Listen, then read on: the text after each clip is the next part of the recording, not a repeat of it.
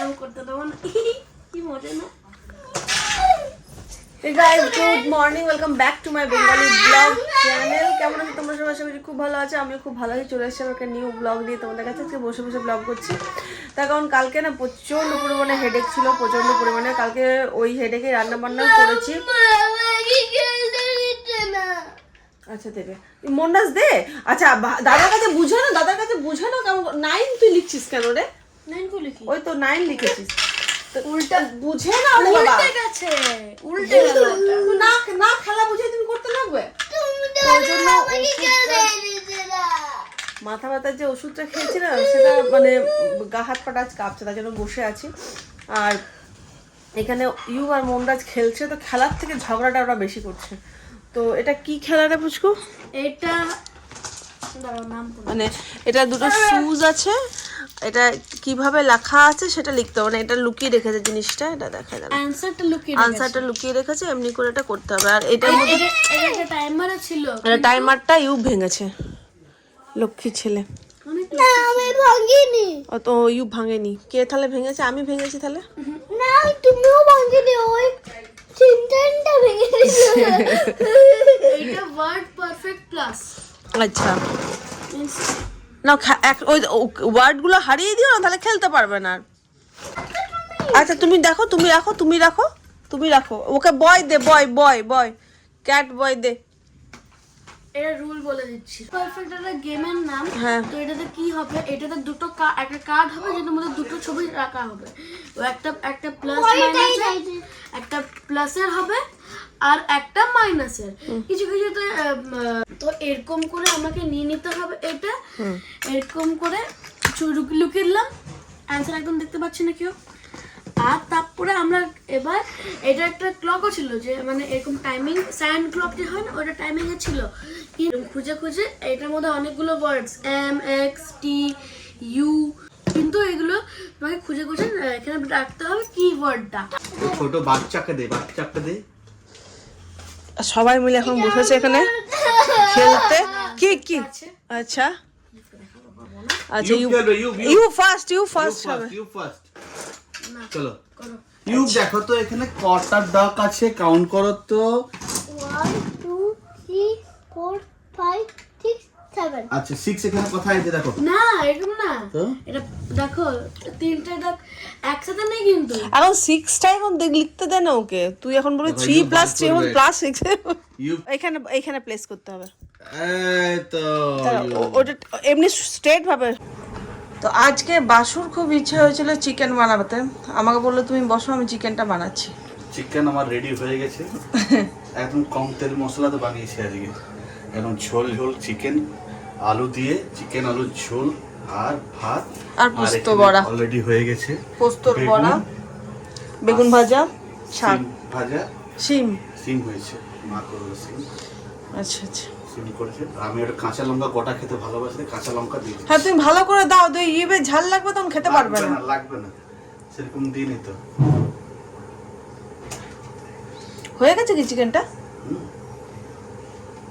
গোটা করে দিয়েছি। ওরে বাপরে, শেফ স্টাইলে রান্না বান্না হচ্ছে, বিশাল ব্যাপার। সেফ স্টাইলে নয়, জাস্ট যেটা যারা খেতে ভালোবাসে সেগুলোই দিয়ে দিচ্ছি। কোনো চিরাচরিত নিয়ম নেই ভাই রান্নার মধ্যে, রেগুলার করতে পারি না তো, এজন্য পেয়েছি আর সুযোগ। সব একসঙ্গে ঢাল। টমেটো দিয়ে দেবো। আর টমেটো দিও না, হে প্রভু, এ দিও না গো, এ দিও না, উপরে টক লাগবে। তুমি থামো এবার, টমেটো দিও না, তুমি যা খুশি তাই করে দিচ্ছ চিকেনটাকে। আর ধনেপাতা কেটো না, ধনেপাতাগুলো বলছে আমাকে কে ধরেছে ভাই। চিকেন কালার চলে এসেছে, দারুণ চলে এসেছে। এবার একটু ইয়ে করতে দাও, সেদ্ধ হতে দাও একটু, তাহলে হয়ে যাবে। হয়ে গেছে। ইভিনিং ফ্রেন্ডস, তো এখন বাজছে 7টা, মানে 6:30, 6:45 না 7টা বেজে গেছে। এখন যাচ্ছি একটু ফুচকা খেতে।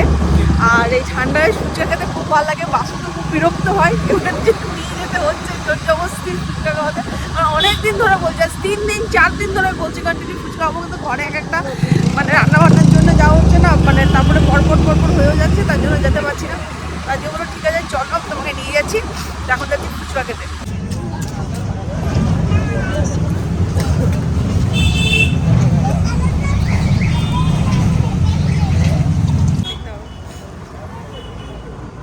সাজিয়ে গুছিয়ে দিয়েছে, দেখো সাজিয়ে গুছিয়ে দিয়েছে না। চলো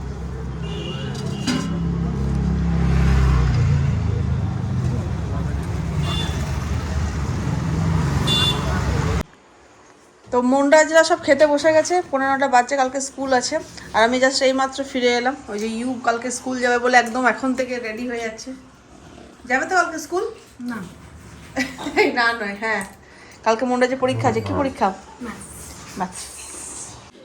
তো আমি বাড়ি ফিরে চলে এলাম, আর মা ওদেরকে খাইয়ে দিচ্ছে, কারণ কি আমার একটু লেট হচ্ছিলো, কারণ ভিড়ও ছিল, ফুচকার ওখানে অনেকক্ষণ দাঁড়াতেও হয়েছিল। তো ওই জন্য মা বললো খেয়ে, কারণ 15টা বেজে গেছে। আর আমি ওখানে আরও কিছু কিছু কাজ ছিল ছোটো ছোটো, সেসব কাজগুলো করে তারপরে ফুচকা খেলাম। যখন বেরোলাম তখন তো বাজছিল 6:30 পৌনে 7টা। তারপরে একটু জেরক্সের ব্যাপার ছিল, জেরক্স করে সব কিছু নিয়ে ঠিয়ে আস্তে আস্তে একটু লেট হলো। আর ওরা খাচ্ছে, আর আমি এখন বানাবো পনির তরকারি। মায়ের আজকে নিরামিষ খাবে, মানে নিরামিষ খাবে মানে নিরামিষ না, ওই চিকেন যেহেতু হয়েছে রাত্রেবেলা সবাই চিকেন খাবে, তো পনির তরকারি মা বলে পনির তরকারি আমার জন্য একটু করে দিতে, মানে মায়ের জন্য করে দিতে। তো পনির তরকারিটা জেনারেলি নিরামিষই করি, একটু ধনে জিরে দিয়ে, তো ওটাই করবো আজকে। এখন মানে আজকে নয়, এখন গিয়ে পনির তরকারিটা করে নেবো, 5-10 মিনিটের ব্যাপার। সব কাটাকুটি আছে, মা সব কেটে কুটে রেখেছে, আমি শুধু বানিয়ে দেবো ব্যাস। এইগুলো আজ মানে এই হলো আজকে এতক্ষণের ইয়ে। তো যে আমি পনির তরকারিটা বানিয়ে নিই, মাও খেতে বসবে এবার। তো পনির তরকারির জন্য এখানে পনির, আলু একটু নিয়ে নিয়েছি, ক্যাপসিকাম, টমেটো আর ধনেপাতা, কাঁচা লঙ্কা নিয়ে নিয়েছি।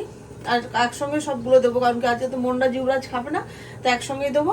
আর একটু ধনে আর একটু জিরে ইউজ করবো। তো প্রথমে আমি তেল দিয়ে দিচ্ছি, হোয়াইট অয়েলে ইউজ করছি।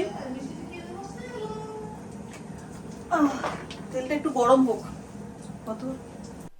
তো কড়াইয়ে তেল দিয়ে একটু মেথি দিয়ে দিলাম। এটার পুরো ভিডিও আমি নিতে পারিনি, প্রথমে বলে দিচ্ছি, তার জন্য সরি। কারণ মেথি ইয়েটার তোমার পনির তরকারিটার। তারপরে আলু আর ক্যাপসিকাম দিয়ে একটু ভেজে নিয়ে ওটার মধ্যে একটু জিরে ধনে দিয়ে দিতে হবে। দেন তারপরে আলুটা সেদ্ধ হয়ে গেলে পনিরটা দিয়ে দিতে হবে। এখানে টমেটো একটু অ্যাড করে দিয়েছি আর কাঁচা লঙ্কা। তারপর লাস্টে ধনেপাতা একটু ছড়িয়ে দিলে পনির তরকারি রেডি হয়ে যাবে। কারণ সত্যি কথা বলতে ভিডিও নিতে নিতে হঠাৎ করে মানে ফোনটা সুইচ অফ হয়ে যায়, তারপর আর একদম ভিডিও নেওয়া হয় না। ওই জন্য আমি ভয়েস ওভারও দিচ্ছি। প্রথমে স্টার্ট করেছিলাম এমনি মুখে বলে বলে দেবো, কিন্তু আর হয়নি। তো এখান পর্যন্ত হয়েছে, আর একটুখানি হয়েছে যে আলুটা ভেজে নিয়ে এখানে ধনে জিরে একটু মিষ্টি মানে চিনি একটু দিয়ে আলুটা সেদ্ধ করবো, পনিরটা দিলে তরকারিটা রেডি।